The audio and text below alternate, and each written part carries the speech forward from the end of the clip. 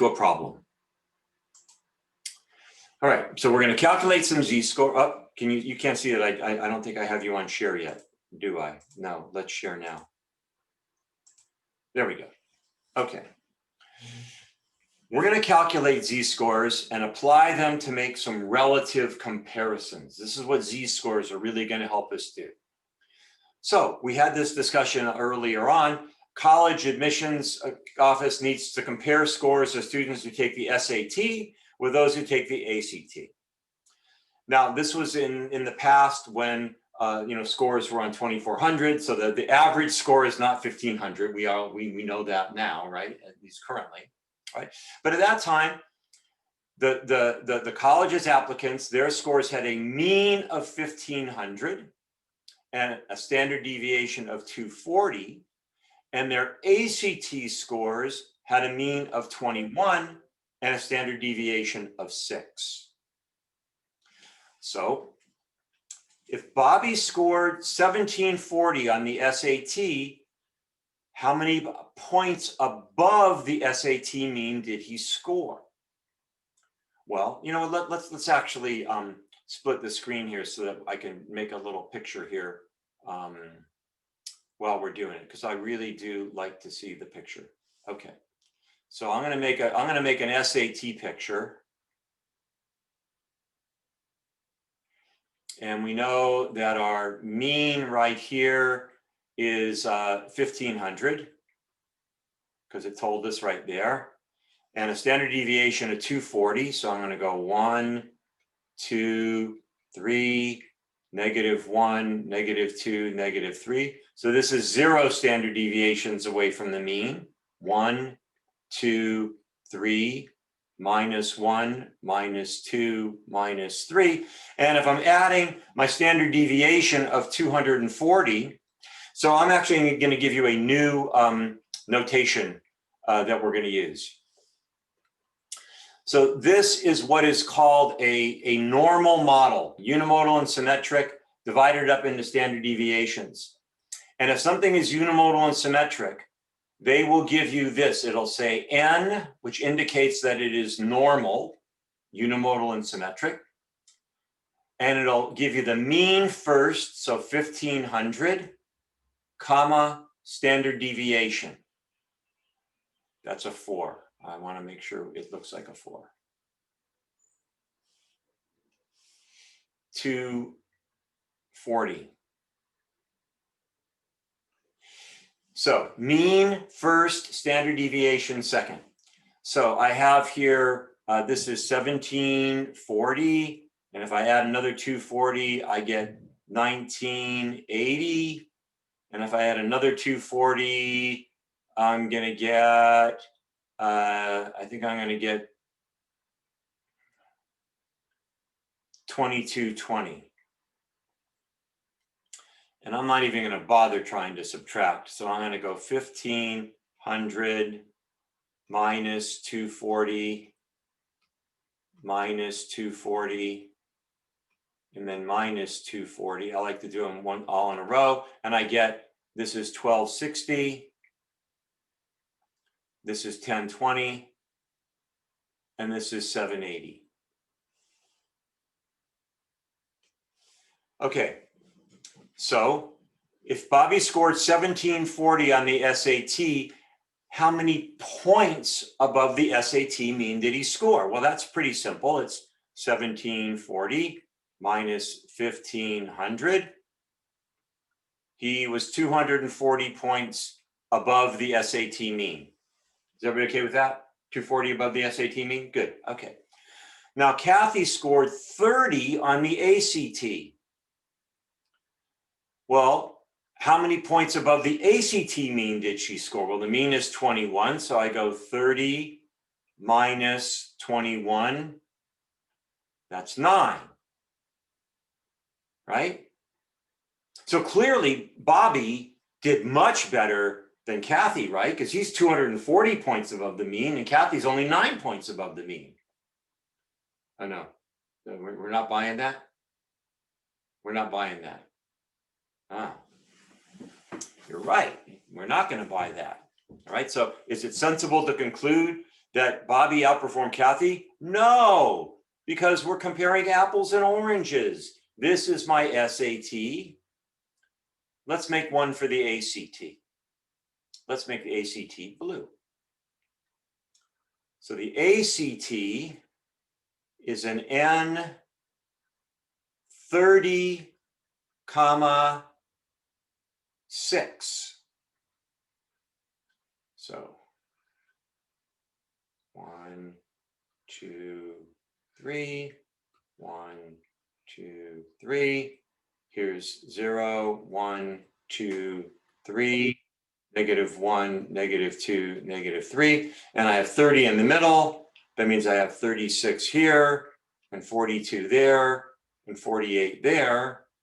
And this would be 24, 18, and 12. Okay.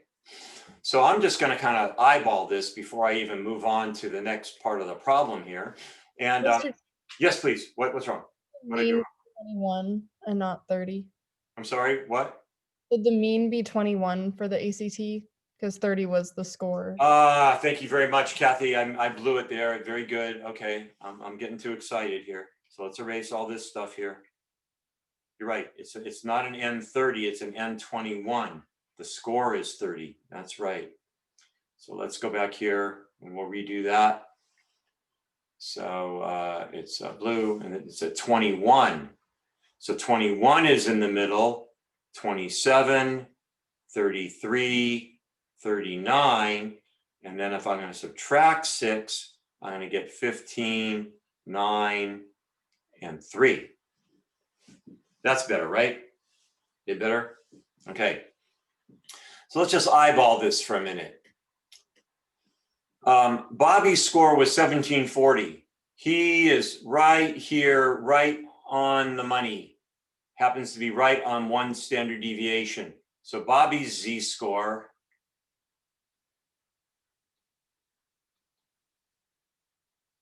is 1.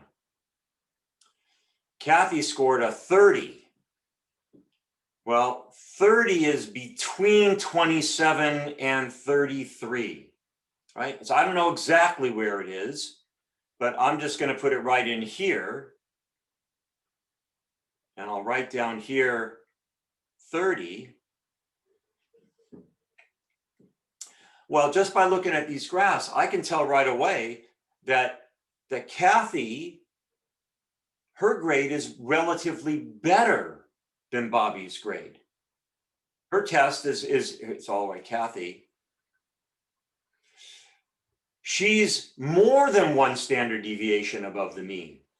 So she is higher above the mean than Bobby. Even though Bobby had 240 points and Kathy only had 9, the fact is that they're apples and oranges. So can you see here how Kathy her score is better than Bobby's? Can everybody see this? We're pretty good on this? Okay, so let's proceed.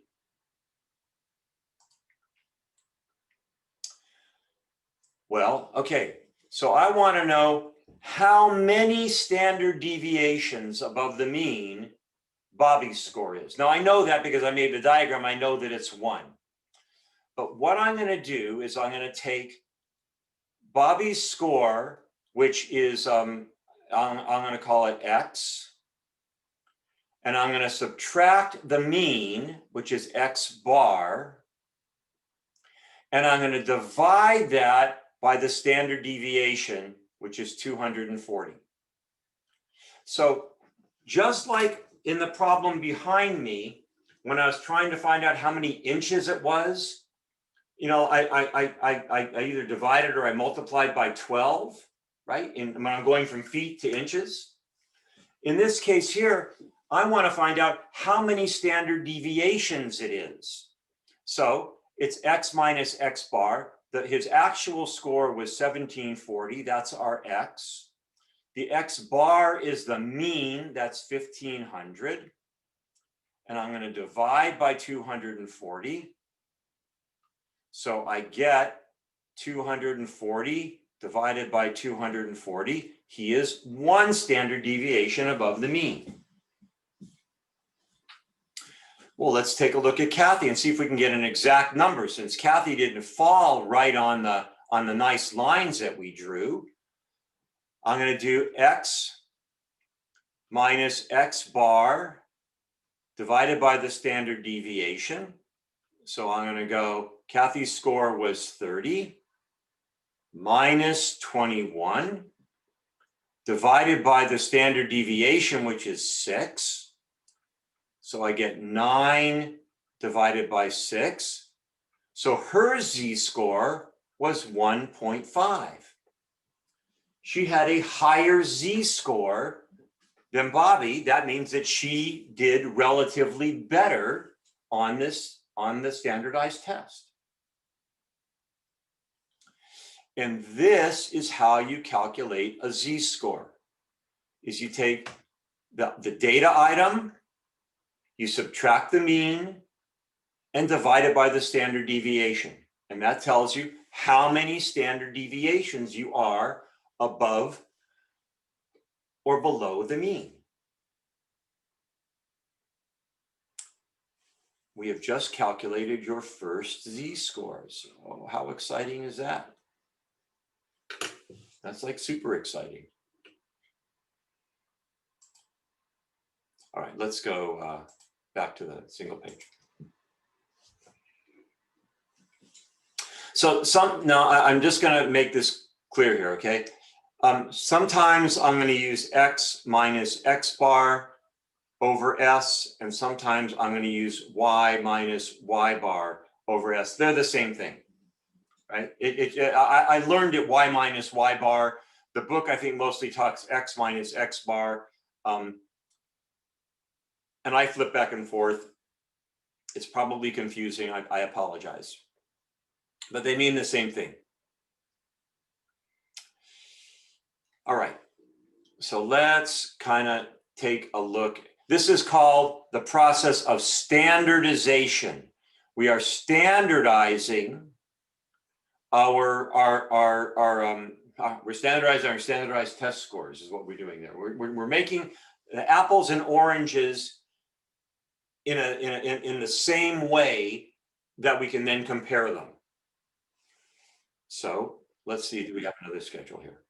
All right, no, we're good with that. So Peter, well, he scored a 1380 on the SAT, and Kelly scored a 15 on the ACT. Who has the higher z-score? So let's write here. So SAT is an N 1500, 240, and the ACT is an N 21, 6. Do you want to try it? I'll write the formula right down here. It's x minus, no, come on. X minus x bar over s. So calculate Peter and Kelly's z-scores.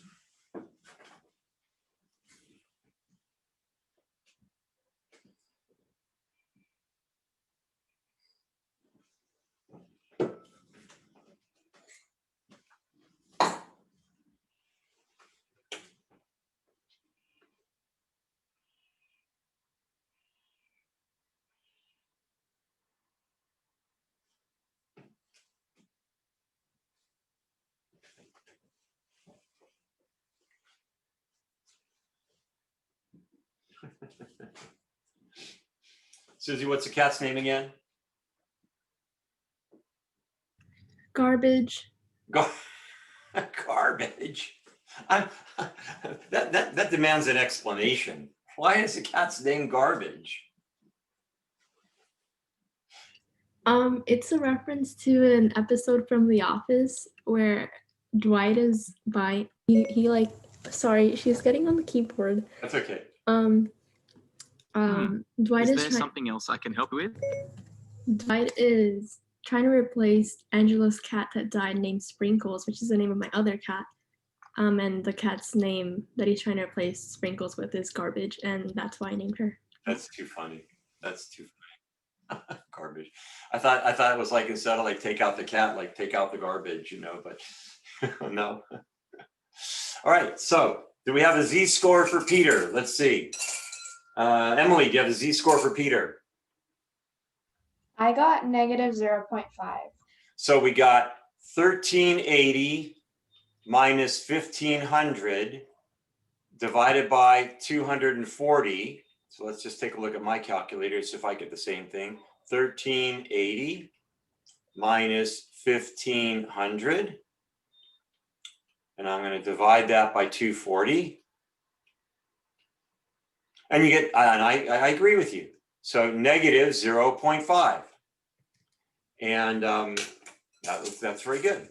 Okay. And but Giselle's not here. Okay, so let's find somebody else. Kaylee, did you get a z-score for Kelly? No, but I can do it really quickly because I was very confused in like the beginning, but then Okay, that's I fine. figured it out. Hold on. Okay, go ahead. -1 So I have 15 minus 21 uh-huh, over 6. and that is going to be, yeah, that's going to be negative 6 over 6. This means -1. So what do we have? We had 1380 and 15. Let's go back and look at our little diagram back here. So 1380, that's going to fall in here someplace, right? 1380, and we said that z-score was negative 0.5. And then Kelly's was 15, so she lands right on our line right here. So her z-score is -1.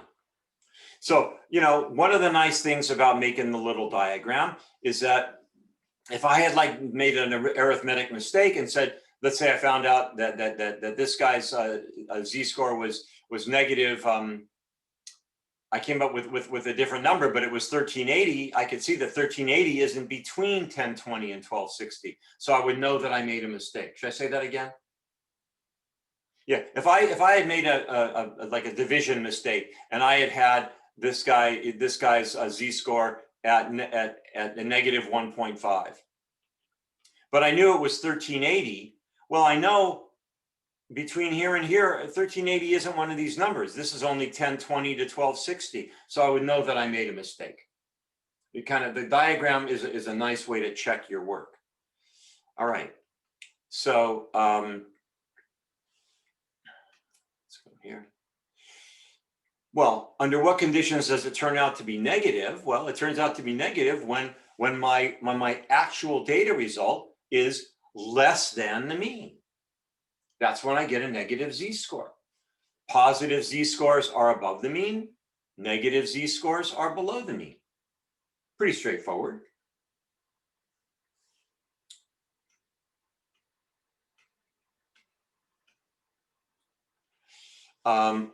So if I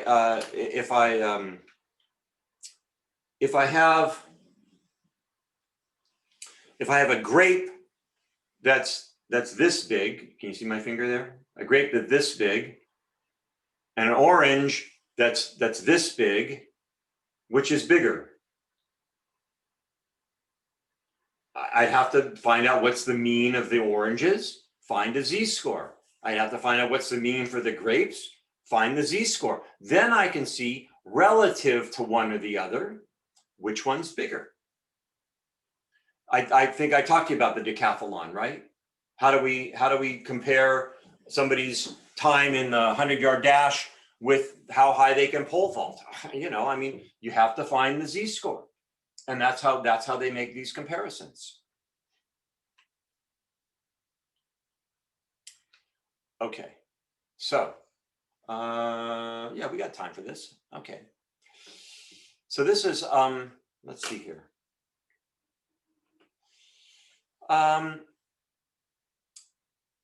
Do you want to try this problem in groups, or you want to try and go through it together? How many people say in groups? And how many people say do it together? Okay, so I'm getting more together, so we'll do this one together. All right. This problem is rowers' weights. Okay, so I need to find the mean and standard deviation of these weights.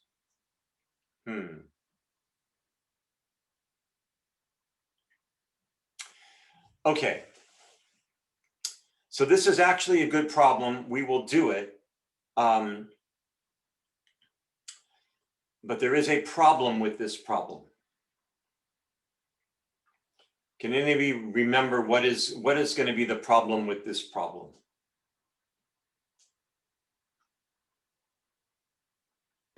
Does it have to do with the outlier of the coxswain? Yeah, it does. Really, with this problem here, I really shouldn't be using mean and standard deviation because I got a big outlier. And if I remember properly, also, the distribution is kind of skewed, right? It's kind of skewed left. But they're asking us to do it. So we'll do it and we'll see what happens. So I'm going to go to, I'm going to check my list and see if I have rower's weight on here. I should. So alpha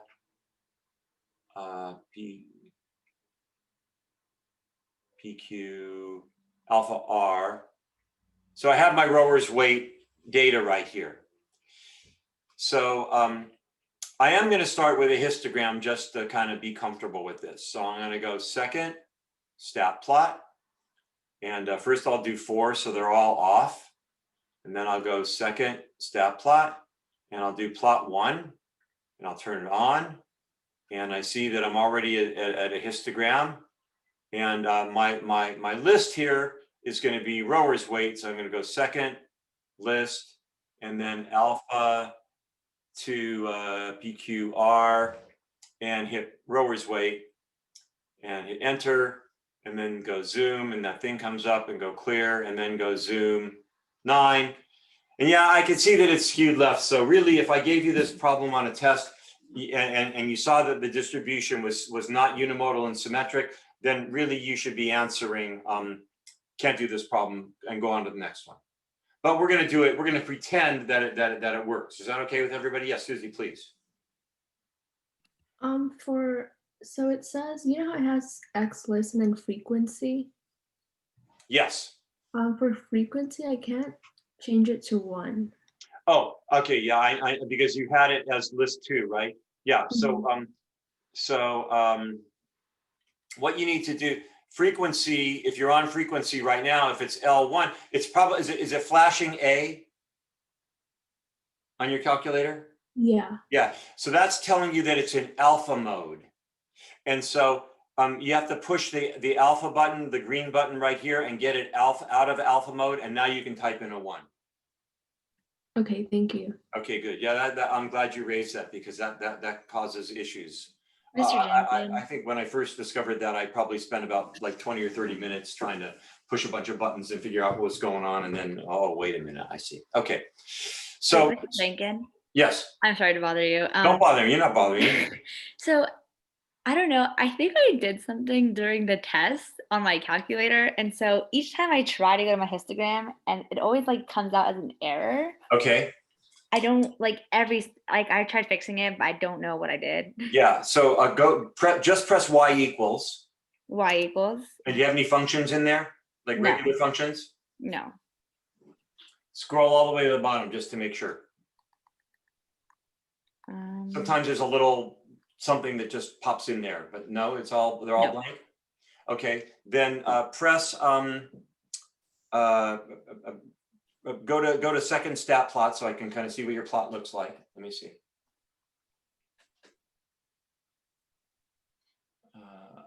Okay, that's interesting. Now press enter so I can take a look at it again. Okay, now go zoom 9.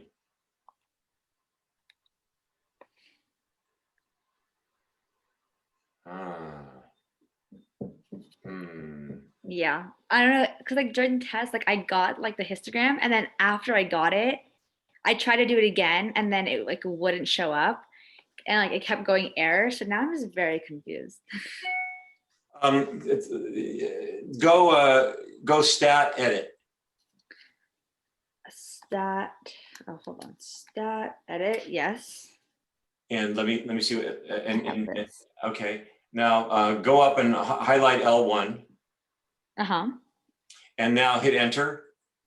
enter. And then down at the bottom, it should be looking like, if you're highlighting L1 and down, if you hit enter, it should look like that right there, right? Blinking. Yeah. Okay. Now go second list and find your rower's weight.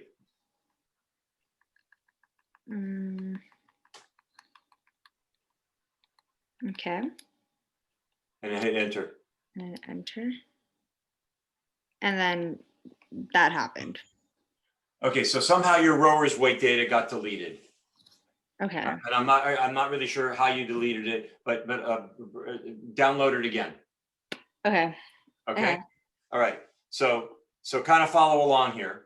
And I recorded this, so you'll be able to kind of pick up where we're at if you get lost. Okay, everybody still with me here? We're good? Okay. All right.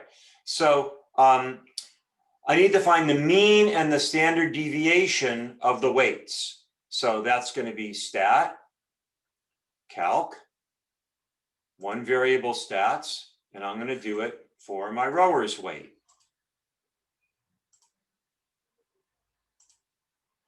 Hit enter. So my mean, so I'm going to go X bar, I'll write it right here. So my X bar is equal to 197.96. And my standard deviation, I use the SX. Don't use the sigma X, use the SX. Standard deviation, so S is equal to, I'm going to call that 26.89.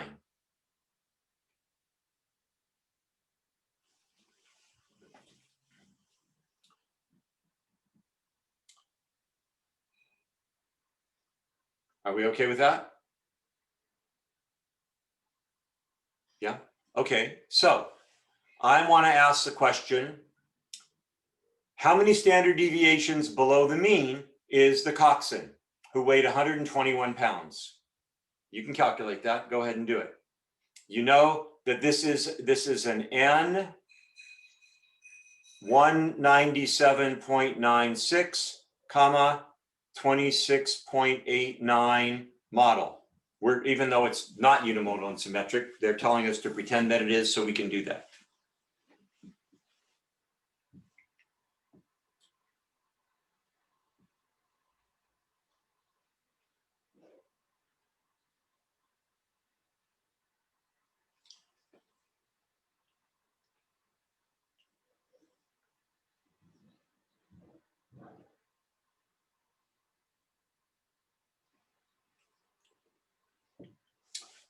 So let's see here. So Kaylee, how did you do it? My thing, I'm at my friend's house right now, so I don't have my cord with me. Oh, So I can't like re-download the data, sorry. okay, that's fine. But you can actually do this problem here just with the calculator. So I want to know how many standard, you see what I'm saying? Just tell me how to do it. Give me how would you set it up? You start with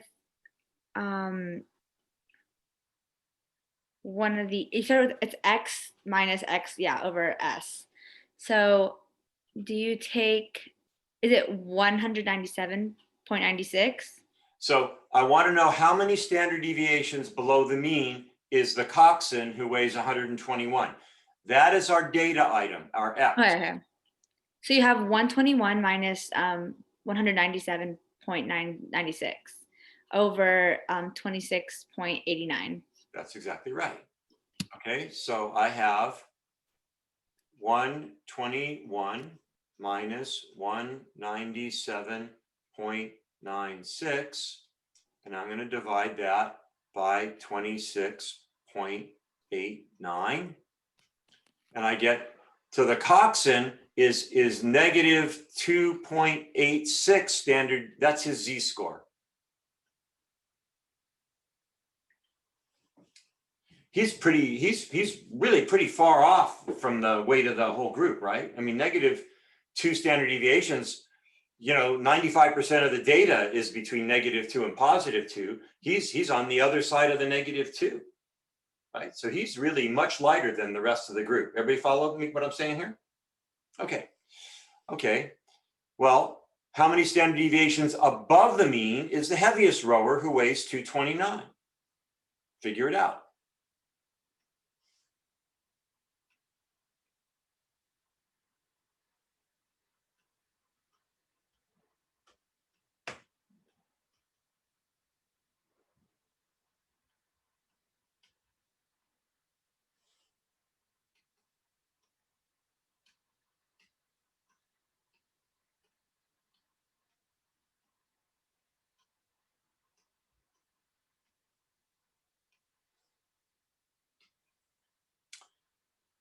So I got he's 1.15 standard deviations above the mean.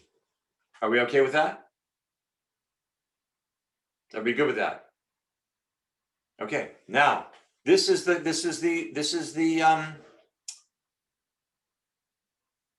question that's going to make you think. This is going to kind of challenge your brain here a little bit.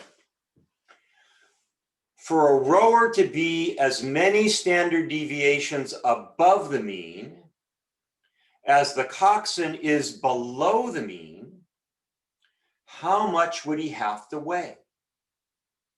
So let's just think about it in a diagram here. So here's my diagram of the rower's weights, and I go 1, 1, 2, 3, 1, 2, 3. And I know that the coxswain at 121 pounds, I'm not even going to put the numbers in there because I calculated his z-score. He's -286. 1, 2. So he's somewhere over here between -2 and 3 standard deviations.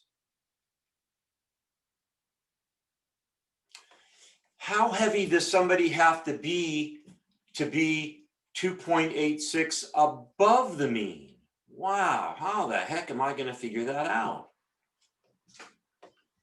2.86 above the mean, right? This guy, he weighs 121 pounds. I know what my mean is. I know my mean is 197.96. And for a rower to be as many standard deviations above the mean as the coxswain is below the mean, how much would he have to weigh? So first question is, does everybody understand why that's asking 2.86 standard deviations above the mean? Everybody understand that? Okay, great. Now,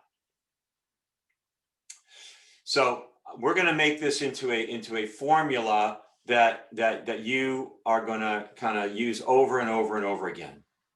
And it's Z equals X minus X bar over S.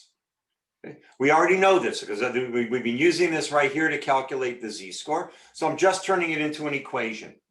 Z equals X minus X bar over S.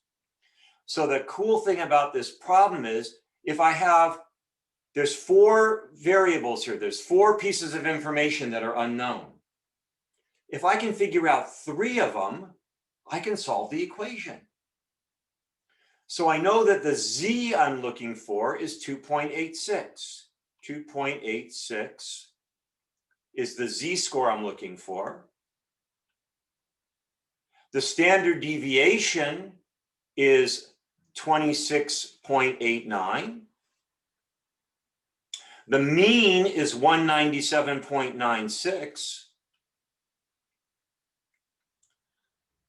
So I'm looking for that. I'm looking for how much, I'm looking for the actual data item. How much does he actually have to weigh to be that much more above the mean?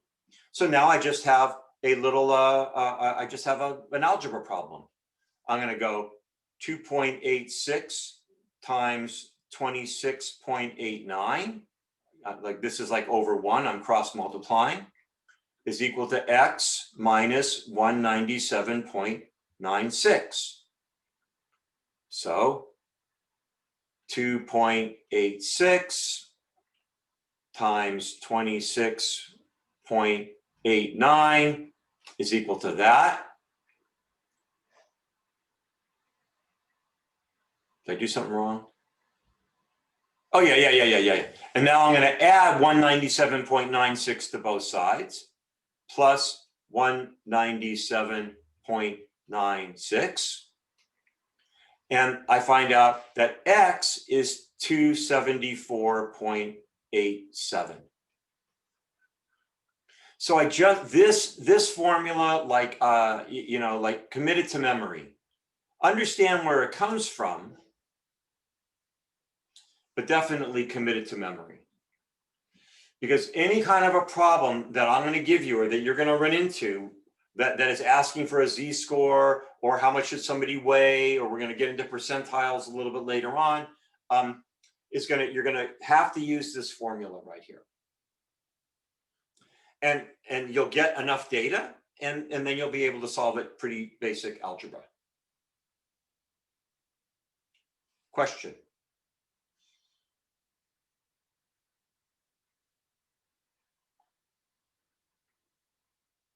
Garbage.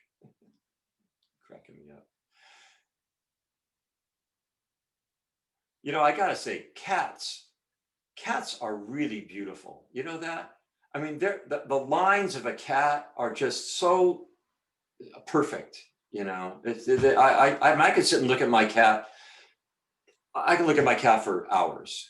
You know, especially like if the cat's grooming itself.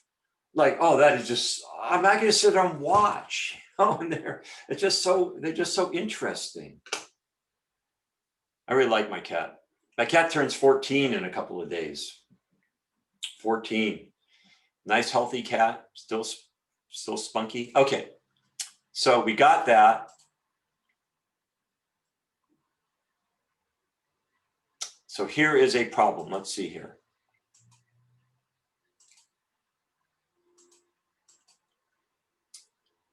Okay.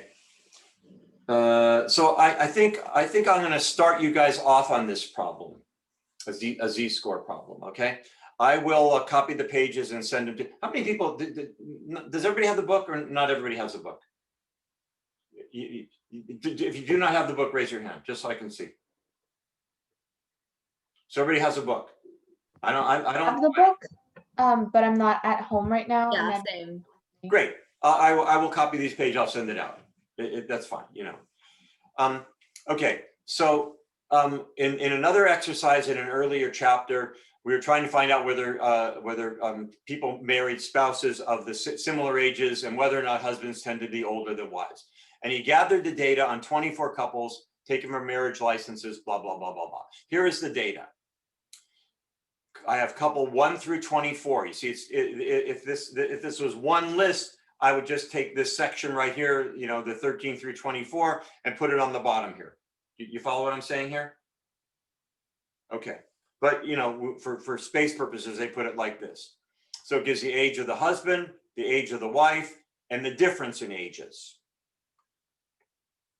And then we're going to do these. We're going to calculate these things. We're going to calculate the mean and the median for the husbands and the wives, and then which tends to be older on average. You're going to calculate the IQR and the standard deviation for the husbands of wives and answer this question. And you're going to talk about how do the distributions compare. So you're going to look at the numbers, and you're going to describe shape, center, spread for both husbands and wives. You with me here still? Okay, good. All right. All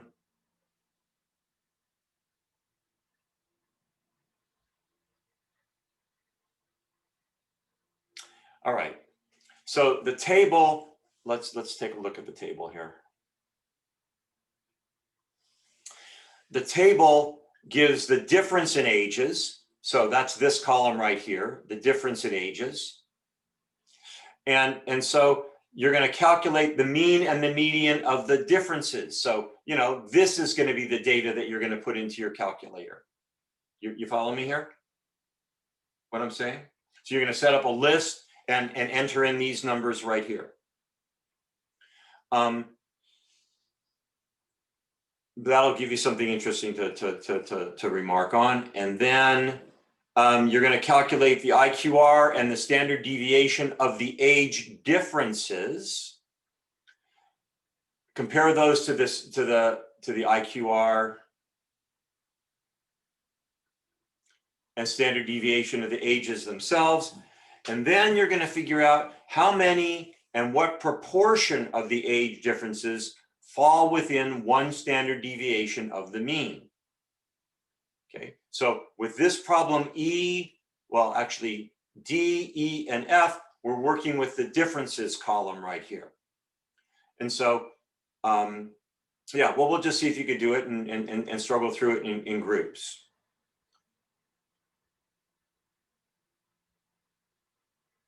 G and H, let's not bother with right now. Yeah, let's not bother with G and H right now. We'll bother up through F. Okay, a lot of stuff here. I'm going to send you off into groups. I'm not expecting you to finish this in 15 minutes, okay? And 15 minutes, well, lunchtime, 10 minutes. Lunchtime is in 10 minutes.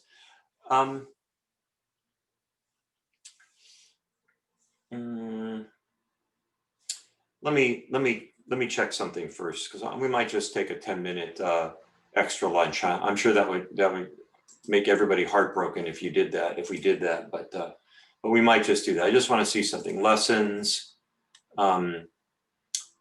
2, topic 9, easy load. So we actually have the data for husband and wife in our calculators. You follow what I'm saying here? So I'm going to show you a trick. So if you have your calculator, push buttons along with me. And this will, again, make your life a little bit easier. So I'm going to go stat, edit, and I'm going to go to L1, and I'm going to enter. And so I'm down at the bottom here, and I'm going to clear it. And I'm going to make L1, well, I guess I'll hit enter. And then I'm going to make L1, enter, second list, and I want this to be husband. So alpha H, oh, that's J, I'll go up here.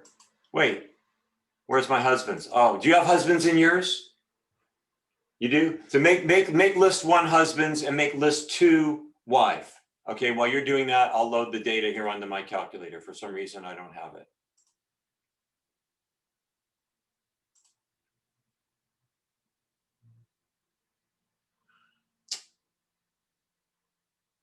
Come on, everyone folder, there we go.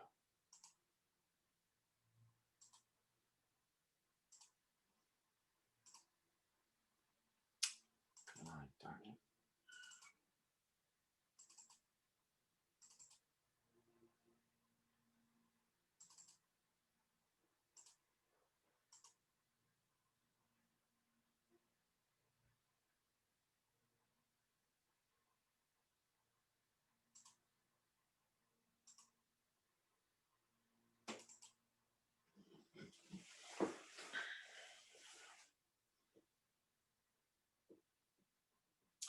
Okay, so stat, edit, I'm making list 1 equal to husbands.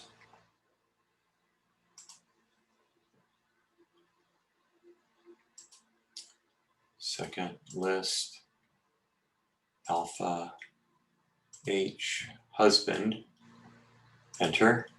And I'm going to make list 2, enter, clear, second, no, I need to clear it. Enter, come on, clear, enter, there we go. List 2 is equal to wives. W, wife, enter. And I'm going to clear list 3. Okay, do we have list 1 and list 2 husbands and wives? And can you clear list 3? Everybody good? Okay, so this is kind of cool. I'm going to go up to L3 and I'm going to hit enter. So I'm down here with list 3 and it's saying, okay, what do you want to be in list 3? And I want list 3 to be second 1, list 1 minus second 2. I want L3 to be list 1 minus list 2. And now I have all those differences in my calculator without having to punch them in by hand. Pretty cool, huh? Oh, Susie goes, oh, wow, that's awesome. Yeah, that's good. It's amazing. Yeah. I mean, you know, little tricks on these calculators, you can really do neat stuff. So I could actually go over here, just to show you here for the heck of it. I could go to L4 and I could say, okay, I want L4. I want that to be the log of L2. Or, yeah, I'll make it the log of L2. So now I have list 4 as a logarithm of my list 2, which is meaningless, but I just, you know, you should know that you can do any kind of operations that you want on these lists, you know, so we'll clear it out. All right, so now that you've got that data there in your calculator, go take an extra, you know, 5 or 8 minutes for lunch. And when we come back on, today's Wednesday, when we come back on Monday, we'll send you off into groups and you can spend some time on this problem. We'll probably do a little bit of a review and then we'll let you take off to do this problem. Sound good? All right, go. Have fun. Have a good lunch. Thank you. You're welcome.